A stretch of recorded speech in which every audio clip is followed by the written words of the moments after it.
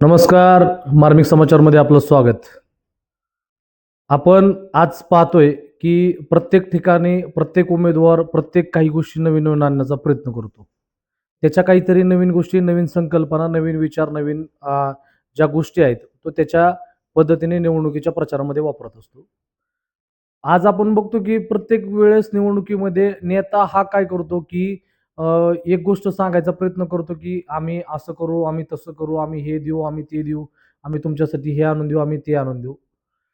मला एक गोष्ट निदर्शनास आली प्रामुख्याने की आत्तापर्यंत जसे त्या पद्धतीने निवडणुका झाल्यानंतर नेते मंडळी किंवा त्या गोष्टी हे लोक विसरून जातात.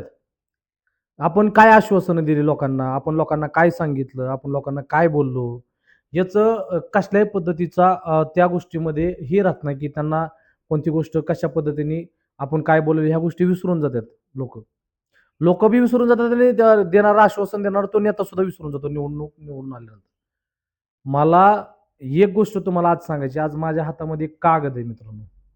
हा आपण सगळ्याला माहिती आहे, की आपण हा कागद म्हणजे हा भारतीय गैरन्यायिक म्हणजे हा ₹500 चा स्टॅम्प पेपर आहे आपल्या भाषेमध्ये. आपण काय करतो, कुठलाही व्यवहार करताना त्या व्यवहारामध्ये एक प्रकारे आपण त्या लिहून घेतो, लिखापडी करतो. ह्याला कुठेतरी महत्त्व आहे.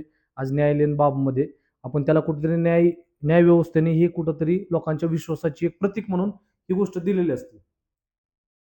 याच्यावरती मला काही गोष्टी तुम्हाला दाखवायच्यात. या गोष्टीमधनं एक गोष्ट सांगायची. आपल्या दौंड तालुक्यातील एक भूमिपुत्र आहेत. ज्या प्रत्येक वेळोवेळी संघर्ष करून पुढे येण्याचा प्रयत्न केलाय. आज त्यांची जी काही गोष्ट आहे, ती गोष्ट मी तुम्हाला दाखवणार आहे. त्यांचं नाव आहे अमर परदेशी म्हणून. ते आज अपक्ष म्हणून निवडणूक लढवत आहेत. खडकी, देऊळगाव, राजे या गटातून. आतापर्यंत भरपूर नेते मंडळी यांची सर्वांची मी मुलाखती घेतल्या. त्या गोष्टी हे केल्या.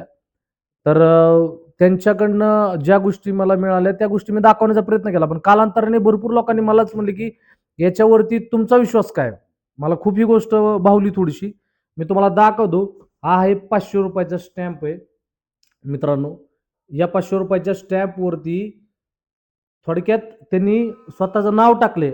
अमरसिंह तुफानसिंह परदेशी. यांनी स्वतःचा ₹500 चा स्टॅम्प प्रसिद्ध केला आणि त्याच्यावरती त्यांनी स्वतःच्या वचननामा हा लिहून दिलेला आहे. मला ही गोष्ट का सांगायची कारण का वचननामा लिहून देताना ही न्यायालयीन बाब पुढं भरपूर गोष्टी येणार आहे. आता आपण त्यांच्याकडनं माहिती घेऊया कशामुळे तुम्ही ही गोष्ट किंवा काय तुम्हाला ही गोष्ट करायची होती. आपल्याबरोबर ते उमेदवार जे आहेत अपक्ष म्हणून अमर परदेशी आपण त्यांच्याशी बोलूया. आज आपण हे स्टॅम्प पेपरचा जो विषय घेतलाय, कशामुळं काय तुमची कशासाठी ही गोष्ट म्हणजे का तुम्ही केलं ही स्टॅम्प पेपरचा विषय? खरं तर आजकाल लोकांचा जो हा राजकारणावरचा विश्वास कमी होत चाललेला आहे. कारण रात्रीत पक्ष बदलणं, पक्षांच्या युत्या होणं किंवा जे काही राजकारणी लोक आहेत स्वार्थासाठी कुणाशी हातमिळवणी करतायत. तर त्यासाठी सर्वसामान्यांचा हा जो काही राजकारणावरचा विश्वास उडालेला आहे, तो विश्वास बसावा आणि आपण जे काही निवडणूक लढवत आहोत, तर निवडणूक लढवताना जे काही सामान्य वर्ग आपल्याला मतदान करणार आहे, त्यांना एक शाश्वती यावी आणि ते मतदान करत असताना निर्भीडपणे मतदान करावं.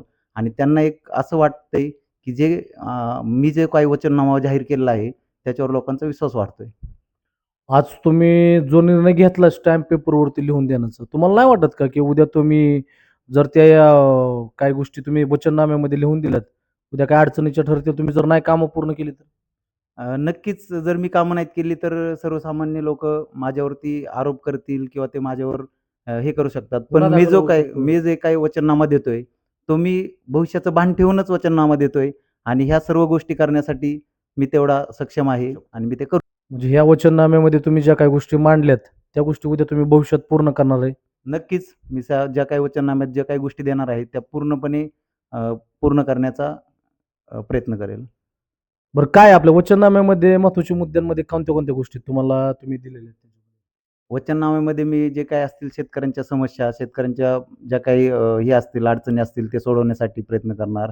तरुण वर्गांना ज्या काही खेळासाठी ग्राउंड असतील, खेळासाठी त्यांना जिम असेल, व्यायामासाठी किंवा जे काही स्पर्धा परीक्षांचा अभ्यास करतात, त्यांच्यासाठी ज्या काही ग्रंथालय असतील किंवा महिला वर्गांसाठी जे काही बचत गटांच्या मार्फत उद्योग असतील, जे सर्वसामान्य लोकांना ज्या वैयक्तिक योजना आहेत जिल्हा परिषदेच्या माध्यमातून, त्या सर्व काही म्हणजे या वचननाम्यामध्ये मी पूर्णपणे या गटातील समस्या सोडवण्याचा निर्धार केलेला आहे आणि त्या वचननाम्यातून मी प्रसिद्ध केलं. ह्या वचननाम्यामध्ये आपण मूलभूत गरजा ज्या लोकांना आवश्यक आहेत, त्या तुम्ही मांडण्याचा प्रयत्न केला आहे. त्याच्यावरती तुम्ही सगळ्या गोष्टी म्हणजे गावातील रस्ते असतील, तुमच्या युवकांसाठी असणाऱ्या काही गोष्टी असतील. आता तुम्ही तर स्वतःच्या ह्या गोष्टी सांगितलेल्याच. पण असं नाही वाटत ना, की आपण कुठेतरी ह्या वचननाम्याच्याद्वारे आपण एक बांधून देतोय लोकांना? नक्कीच जर आपण उभं राहतोय आणि लोक आपल्याला मतदान करतायत, तर नक्कीच त्याला आपण बांधील असू, 5 वर्षासाठी तरी बांधील असू, की त्यांनी जे काही आपल्यावर विश्वास ठेवलेला आहे, त्या विश्वासाला आपण पात्र राहिलं पाहिजे आणि त्यासाठी मी रात्रीचा दिवस करेल, एवढंच सांगेल. मित्रांनो, थोडक्यात मला हसू या गोष्टीचं येतं, की आत्तापर्यंत आपण बघितलं, की भरपूर नेते मंडळी प्रत्येक निवडणुकीच्या टायमिंगला किती आश्वासनं, किती काय मोठ्या गोष्टी देतात. पण काय मग या व्यक्तीच्या किंवा या अपक्ष उमेदवाराच्या मनात त्यांनी त्याचा विश्वास तुम्हाला दाखवण्याचा प्रयत्न केला असं मला वाटतं. कारण का आज आपण कुठेतरी न्यायालयीन बाबमध्ये आपण अशी गोष्ट ग्राह्य धरली जाते, की आपण स्टॅम्प पेपरवरती तू लिहून दे त्यावेळेसच मी तुला ते ग्राह्य धरतो. हे कशासाठी होतं? ज्यावेळेस माणूस विश्वास कुठेतरी ठेवतो, न्यायालयीन गोष्टींवरती विश्वास ठेवतो म्हणजे कुठेतरी तुमच्या पाठीमागे त्या गोष्टी धरलेल्या असतात. आज त्यांनी त्या गोष्टीचा वचननामा जो प्रसिद्ध केलाय, जे स्टॅम्प पेपरवरती लिहून दिलाय, आज कुठेतरी ती कौतुकाची गोष्ट म्हणावं लागेल. कारण का असा उमेदवार आपल्या भागामध्ये जर तो विश्वास देत असेल, तर शेवटी आता लोकांचा प्रश्न आहे, लोकांपर्यंत कशा पद्धतीने त्यांचा जातोय तो मेसेज किंवा लोकं त्यांना कशा पद्धतीने स्वीकारतात आपण नक्कीच बघू. मी निलेश गायकवाड, मार्मिक समाचार.